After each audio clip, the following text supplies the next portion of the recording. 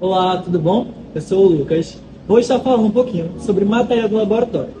Os materiais de laboratório são essenciais na química para poder misturar, preparar soluções, para poder fazer o aquecimento, para a medição deles e também para a armazenagem. Eles são muito importantes para poder vocês conseguirem ter maior segurança e maior precisão na hora de fazer suas reações, seus experimentos. Então, podemos diferenciar esses materiais em dois tipos, sendo aqueles de plástico e de vidro.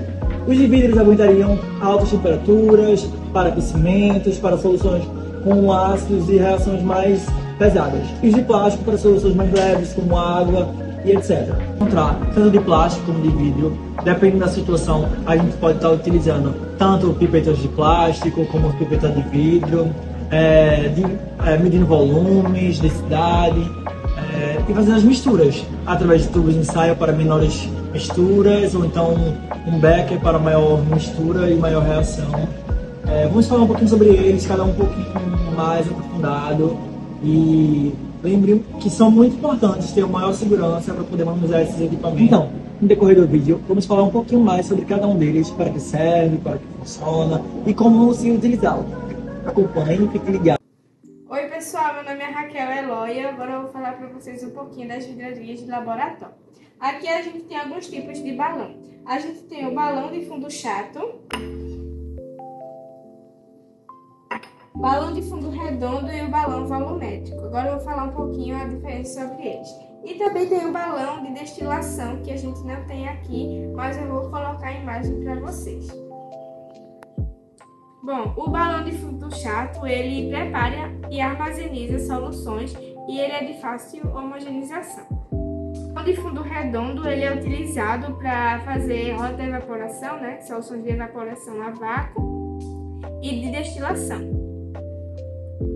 E o balão volumétrico, que ele é para preparar diluições e soluções e ele tem um volume fixo, né? Porque ele é mais preciso.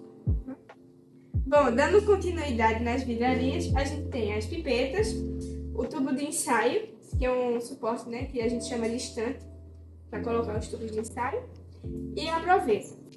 As pipetas, elas se classificam em volumétrica e graduada. Agora eu vou falar para vocês a diferença entre elas. Bom, as pipetas volumétricas, elas possuem volume fixo, ou seja, é um volume mais preciso do que as pipetas graduadas. Elas possuem graduações, como vocês podem ver a diferença. E ela não é tão precisa quanto a volumétrica. As pipetas, tanto a graduada como a volumétrica, ambas são para transferência de líquidos. Bom, e agora a gente vai falar sobre o tubo de ensaio. O tubo de ensaio, ele é para fazer coleta de amostra, aquecimento, né, e fazer também reações químicas, mas tudo em pequena quantidade. Bom, a gente tem aqui a proveta, que também é para fazer transferência de volumes de líquidos, só que ela tem uma precisão menor do que a pipeta graduada. Olá, sou a Giovana e vou falar sobre os instrumentos de medição. Vamos começar a falar sobre a balança, que é um instrumento usado para fazer medição de massa, e sua unidade universalmente usada é o grama. Havendo também dois tipos de balança, que é uma analítica, que vai até 4 casas decimais e é a mais precisa em medição. Tem a semi-analítica, que vai até 3 casas decimais.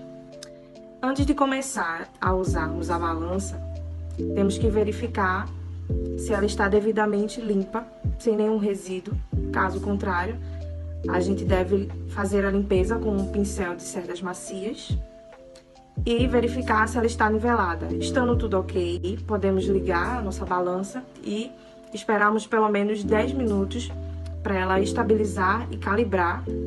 Caso contrário, se a gente não esperar ela calibrar, pode haver alguns erros na medição ao usá-la. Usamos também o termômetro como instrumento de medição para realizar medições de temperatura.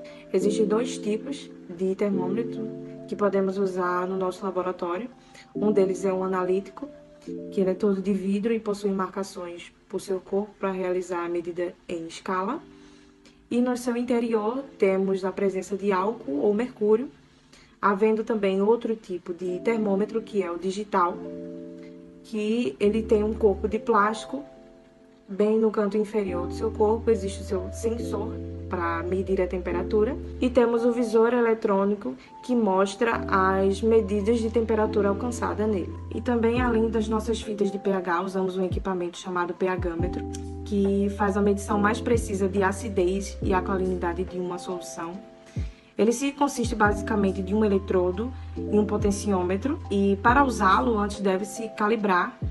E para fazer essa calibração, deve-se limpar o eletrodo, mergulhando em água destilada e secar com um papel bem macio, pois sua extremidade é muito sensível. E logo após, separar 3 soluções com pH mais elevado, um pH neutro e outro com pH mais abaixo. E, novamente, mergulhá-lo em água destilada. E depois de fazer essa calibração, aí você já pode começar a fazer a análise da sua amostra e, quando terminar, lavar novamente com água destilada e guardar. Esses foram alguns instrumentos de medição mais usados em nosso laboratório.